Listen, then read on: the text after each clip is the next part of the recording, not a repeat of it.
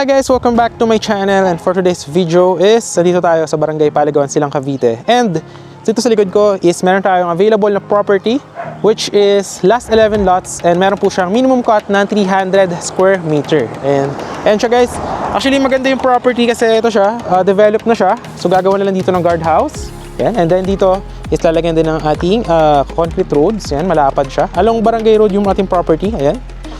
So, pag search nyo sa Google Map, yung Barangay Paligawan, Barangay Hall is dyan lang po siya, katabi niya lang yun. So, andin na yung katabi na tong property na to. And, palabas po dyan, pag dinaretso natin, is around 10 to 12 minutes is going to Aguinaldo Highway. So, papakita ko sa end of the video, yung video natin from this property going sa highway. And to Tagaytay is around 12 to 15 minutes naman po siya, sa may Starbucks Tagaytay. Ayan. So, here, lakad tayo, ituturo ko yung mga available lots natin, no? So, alright, let's go. And kaya maganda rin yung place na to guys for retirement investment or for your rest house kasi malamig po yung weather dito. Ang above sea level po nitong Barangay Paligawan, Silang, Cavite is around 480 meters above sea level, kaya malamig. Sa Tagaytay is around 550 meters above sea level. Yeah. So, panoorin nyo sa end of the video yung video natin from the property going to Aguinaldo Highway para makita nyo yung kanyang accessibility. Pero may mga tricycle na dumadaan dito. But yun, kung gusto nyo siya i-search yung exact location, search nyo lang Barangay Paligawan Hall. Barangay Paligawan Hall, katabi lang siya nito. Doon lang siya sa may tindahan doon malapit. Alright. So, tara, lakad tayo para turo ko sa inyo yung mga available lots natin. Alright. So, ito yung concrete road. With drainage yan. No? And this one guys is any house design po siya. And then, pwede kayo magpagawa sa contractor sa labas. So, perfect na perfect if you are looking for your dream house with you and your family. If you are an OFW or you are, alam mo yun, naghahanap ka ng retirement lot na malamig yung area. And sabang naglalakad tayo guys, maganda nito is paliparan muna natin siya ng aerial shot para makita nyo kung ano ba yung vibes or yung environment sa palibot na itong property natin. So, papakita natin yung ating drone shot. Yung makikita nyo rito, in 3, 2, 1, ito po siya.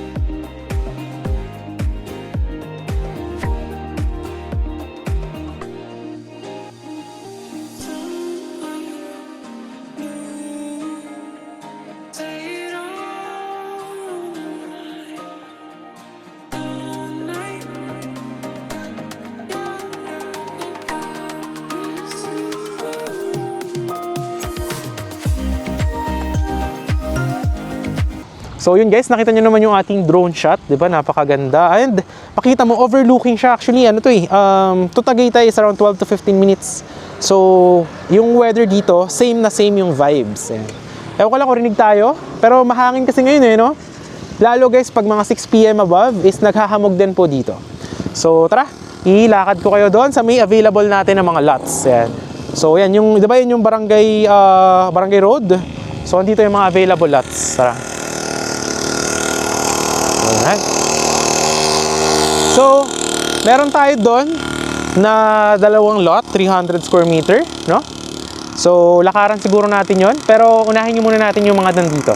So, tara, lakad tayo dito.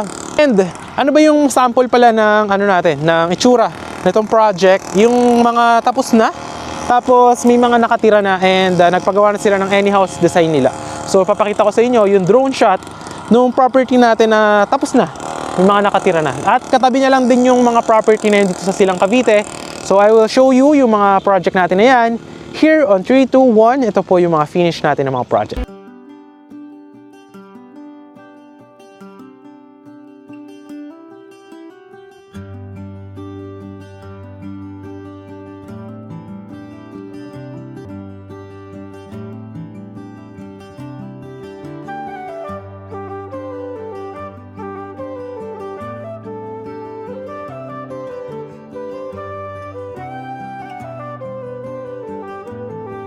So, alright guys, so galing tayo dun sa may gagawin na guardhouse. So, dito yung first natin available na 2 lots. Ayan. So, ito siya guys. Ito yung isa. 300 square meter. Ayan siya. So, kapag tinurn over yan sa inyo is, i-clear out pa po yan. And lalagyan din dito ng pathway. Ayan. So, yung drainage na to is tapos na. So, tara, turo ko sa inyo. Ito. So, yan. So, lahat ng property natin here is meron siyang underwater drainage. Ayan, makikita nyo yan dito. So, may ensure natin na hindi po babahain yung area. And, sa taas po ng above sea level nitong property is, kahit pumunta po kayo dito sa may locals, hindi po nagbabaha dito sa may Silang Cavite, Barangay Paligawan. So, yeah, that's one thing. So, ayan, ito yung ating 300 square meter. So, malaki yan guys. Pwede natin ipa-request yung lot plan. Yan, yung lot dimensions of this one. Yan. So, ito yung 300 na isa. Then, 1 meter here. Yan, dito gagawin yung pathway. Ayan. Then, there will also be lines for electricity and water. Yan, dito. And yung dulo, yan, may perimeter fence din siya for the security of our property. Ayan siya, yung perimeter fence. Ayan. And, one way in, one way out po. Alright. So, katabi niya, nung 300 square meter na yan, hanggang doon pa yan guys, so sa may dulo. Makita niyo yung perimeter fence, so hanggang doon siya. Meron din siyang katabi pa dito na 300 square meter, which is here. Yan. So, ito siya. Yan. So, kapag nabili niyo siya, pwede niyo siya ipamuhon. Yan, papamuhon na siya.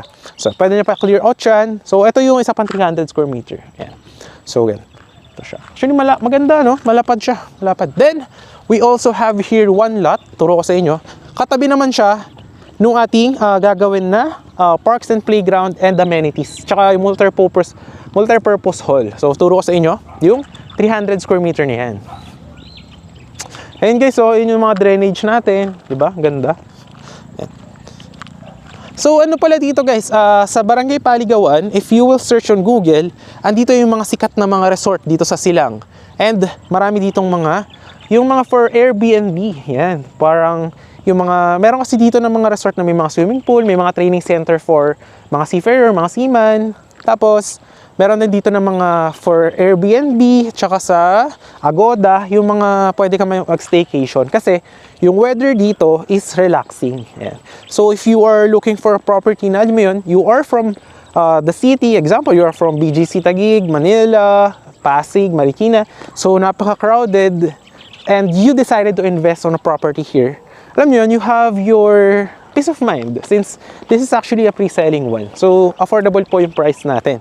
And, yung ating titling is, aasikasuhin din po siya lahat doon nasa may pangalan nung buyer. Ayan. So, aasikasuhin din po siya. So, ito po, yung ating isa pang 300 square meter. Okay. So, ito po siya. Alright. So, it's around here. Ayan. So, it's around here. Alright. Hanggang dyan sa may dulo. Alright. I-clear out yan lahat up to this one. Up to here. Alright. So, hanggang dito guys. Ayan o, hanggang dito sa may stick. May stick dito na pula. So, hanggang dito siya. Ayan. So, yeah. Actually, malaki yung frontage niya. Then, diretso pa yan dyan. And then, i-clear out pa yan. Dito, guys, yan. Ito yung stick from there. Tapos, i-clear din siya. And then, i-level pa po yung lupa dito. And, ang good thing here is katabi nyo po yung gagawin na amenities, which is yung parks and playground. We have multi-purpose hall. Yan. So, example, sa future, you have your debut. Meron kayong, may event, is pwede kayo sa multi-purpose hall magganap ng mga event nyo. Mga debut, ganyan, birthday, or what. Yan. Yun yung kagandahan, guys. Kasi, yun, pwede kayong, sa future, may mga event. Then, meron pa yan dito na 1 meter pathway. Ayan. So, lalagyan pa yan ng pathway. And, ang kagandahan yan, guys, diba, yan yung gagawin na parks and playground, amenities. So, dito, from this one, yan, lalagyan dyan ng muhon up to this one. Up to here. Up to here. Yan. Tapos, diretso yan guys. Hanggang dyan sa may dulo. Label din yan. So, yan. Diretso. So, hanggang dito yan sa may dulo. Yan. So, lalagyan pa yan ng perimeter fence dyan sa dulo. Doon o. Yan. Perimeter fence dyan. Sa may dulo, malayo pa guys. Kaso medyo madamo. So, around here. Alam mo dyan. So, 300 square meter siya. Yan. And katabi niya, yung parks and playground. Then, meron pa dito isa pa. Yan. And, ile-level pa yan guys, yung ating lupa dito. Yan. Alright. Then, we also have here available lot. Andito guys, 300 square meter din. Turo ko sa inyo. So, diba ito yung concrete road natin. Dito yung corner lot. So, andito siya sa gitna. Pahaba. Pahaba siya guys. So, tara. Alright. So, it's here. Yan. Dito. So, ito pala guys is a maintenance pa yan kasi lalagyan pa yan ng yung ating sidewalk. Yan. So, ito. Ito siya. So, 300 square meter dito. And ang maganda dito sa property dito sa 300 na to, concrete road here. Sa kabila is concrete road siya. So, tagusan siya. Yan. So, from there up to here. Yan. So, hanggang dito. So, mga 10 meters yung frontage niya by 30. Yan. So, hanggang dito. Mga dito. Yan. Around here. Yan. Tapos, pahaba siya. Hanggang doon sa dulo. Alright? So, yan yung available natin. Then, ituro ko naman kayo doon sa may kabila. Alam nyo maganda dito sa future, pagka may house na kayo dito, tapos, alam mo yun, you are relaxing here, is pwede mo siya ipa-Airbnb sa future, no? Bawa, nilagyan mo siya ng house mo, kahit small lang, any house design naman siya, lagyan mo siya ng pool, pwede mo siya pa-Airbnb sa future, diba? Kung hindi ka naman lagi napunta dito sa location. Ang maganda kasi dito, you have LTE signal, tapos malapit din siya sa Tagaytay, sa mall, sa Hacienda Mall, malapit lang din, mga 15 minutes. Tapos going to Expressway, to Calax is very near lang din. So around, siguro going to Calax, let's say mga 20 minutes. You're on Calax to SLEX to Manila, Skyway. So very accessible. So sa dulo niyan guys, yun o, yung kini-clear na yan, doon gagawin yung perimeter. May available tayo dito na 300 square meter. So it's around, it's around here. Yeah, dito. Yan. So dito siya guys. Yan. Ito. Yan siya. So ito yung ating isa pang 300 square meter. So yung dulo niya, yan, yung clear na yan. So dyan lang kayo.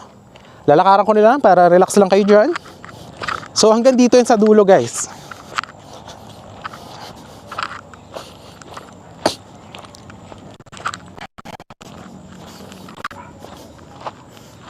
Up to here.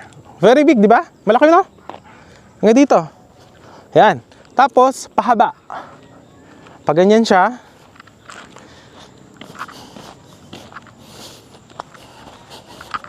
Yan. So, around here. Tapos, diretso. So, malaki siya guys, no? Yan, no? Tapos, ang lupa dito sa silang guys, mataba. So, kung plantito o plantita ka, is perfect na perfect sa'yo. Kasi, pwede ka magtanim dito, no? Tapos, lagyan mo maliit na house. Relax talaga. Perfect siya pang retirement with the good weather vibes and very accessible. Yan. Tapos, so yan yung isa pang 300 square meter na. Kaya pawisan na tayo. Maganda rin tong, actually alam mo maganda dito, kung you are magre-retire ka, tapos you have your property here, pwede ka dito sa umaga or hapon, dito ka mag-jogging ka dito sa property. Kasi magkakaroon din siya ng guardhouse, so secured yung place. You know, jogging ka dyan, ikot-ikot ka dyan, no? So, parang healthy life ka talaga. Tsaka malapit lang to sa ano, tawag na to? Sa mga bilihan ng mga isda, chicken, ano ba mga kailangan natin? Tubig, gas, gasol, yan. So, yung isa pa nating available, ito maganda kasi end lot siya. Anong meaning ng end lot? Ikaw yung nasa dulo. Actually, may available. Guys, so, ito yung isa pang corner lot. To, malaki, no? Tapos ang lupa, tinan nyo naman, ang taba, no? So yan, paikot yan dyan, 300 square meter corner lot. Yan. Sus, napakaganda guys. Ito yung isa pang 300 square meter natin. Ito siya. Ayan. So ito guys, maganda sa kanya kasi ikaw na yung dulo. Baga dito kasi end na to, so sa future, pwede mo to paradahan ng sasakyan mo. Then may 300 square meter ka pa dyan. Yan o, dito. Ito na yung dulo. So dito kasi, gagawan niya ng perimeter fence. Ayan. So dito pwedeng, kasi pag dulo ka na is meron pa yung allowance na lot. Then ito, yan, pwede mo siya tanim-taniman dito. So actually maganda. And then yun dyan is ili-level pa, ayusin pa po yan. And then lalagyan din ng perimeter fence dun sa likod. So actually very good siya. And if you want yung peace of mind, maganda rin tong property na to, end lot. No? Tapos yung sa baba niya, kung makikita nyo, medyo siya pababa, pero aayusin pa po yan. Lalagyan niya ng riprap for the safety ng ating property. Ayan, so okay. So ayan yung end lot ha, ayan ha. So dulo yan, so maganda din, no? Alright. So, pasyal ko pa kayo sa iba naman natin ng mga lot. 300 square meter. So, nakita nyo sa may dulo, may perimeter fence yan. Right. So, maganda dito. Ito, ang lapit lang sa guardhouse. Ayun na yung barangay road, di ba? So, mamaya, lalakaran natin siya. So, ito. 300 square meter. So, ano siya? Around, yan. So, ganyan siya. Dito magsisimula yan. 1 meter, then diretso doon, then pahaba. So, malaki siya actually. No? So, yan. Tara, no? Yan, hanggang dito yan guys. Hanggang actually, ang taba ng lupa dito guys. Makita nyo, ang daming mga saging. So, ewan ko kung ano mga paborito nyong halaman. Pwede kayo magtanim dito, no? Malamig kasi. So, hanggang dito yan guys, oh. Yan, hanggang here. Yan, diretso dyan. So, ito siya. 300 square meter. So, actually maganda, no? Kung ako lang meron ako naisip actually na house on my mind. Maliit lang naman, hindi naman ganun kalakihan. Parang ano siya, rest house, no? So, kasi dito maganda is pwede kayo magpagawa sa contractor sa labas, no? So, then, doon na lang tayo, pasyala lang natin. Last 2 lots na lang. Ito na lang, para. So, ito, 300 square meter. And this one, magkatabi sila, 300 square meter. So, ang maganda dyan, dito siya magsisimula ng hati, dito yan. And dyan gagawa ng muhon, diretso doon. Then, naka-perimeter fence. Ayan, nakita nyo naman. Ay, yung isang 300 square meter is nandyan sa kabila. But, for me, I think mas maganda yung isa dito. Ito for me lang ito. So, ito siya. Hanggang dito yan, hanggang dito. Around here. Yan. Diretso dyan. Yan nandito. Tapos diretso pa ganun. So, sa future, pwede ka rin dito maglagay ng parang pang Airbnb mo na parang may pool, ganyan. Then, malapit sa Tagaytay. So, actually, approved na approved. And, from this one, balik na tayo sa guardhouse. O, tara. Balik na tayo sa guardhouse. Kita nyo naman yung vibes ng, natin, ng property, di ba? Napakaganda. Lamig. Alright. So, yun na. Dito na tayo sa may entrance ulit. Alright. So, balik na lang tayo dito para makita nyo yung nilakaran natin. So, yun yung mga available natin na lots. Alright.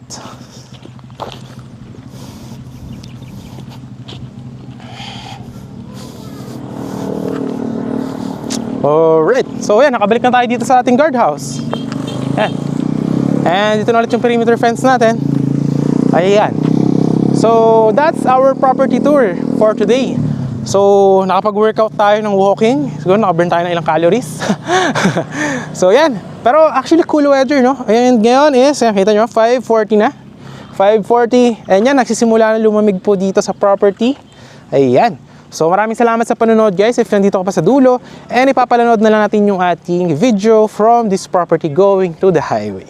So, yun guys, maraming salamat sa panonood. And if you are interested with this one, nandiyan na yung Viber and WhatsApp ko sa may ating gilid.